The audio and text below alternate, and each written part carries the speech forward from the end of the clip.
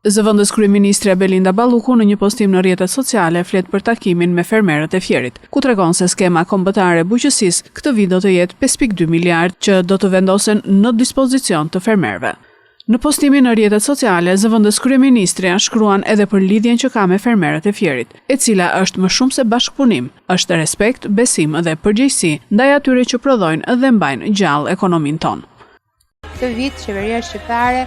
ka dizenjuar buxhetin më të madh që ka pasur ndonjëherë për bujqësinë, blegtorinë dhe peshkimin. Flitet për 16.3 miliard lekë, nga të cilat 5.2 miliard do të vendosen në dispozicion të skemës kombëtare për mbështetjen në bujqësi. Unë për shkak edhe të një zone e cila është hambari i Shqipërisë,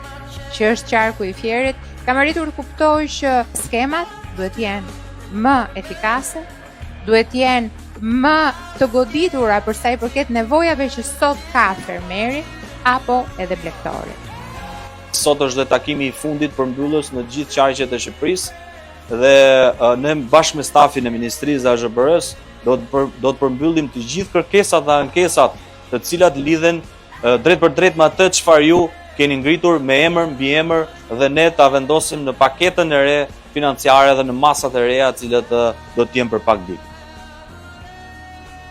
Një risi tjetër që së bashku me Andisin, me Ministrinë e Bujqësisë jemi duke punuar, është ndërtimi i skemës së sigurimit të produkteve bujqësore. Do të jetë një skemë e cila do të përfshi shtetin, do të përfshi fermerin, ku secila palë do të japi një kontribut dhe do të sigurojë produktet tuaja nga përmbytjet, nga thatësira, nga breshri e kështu me radhë.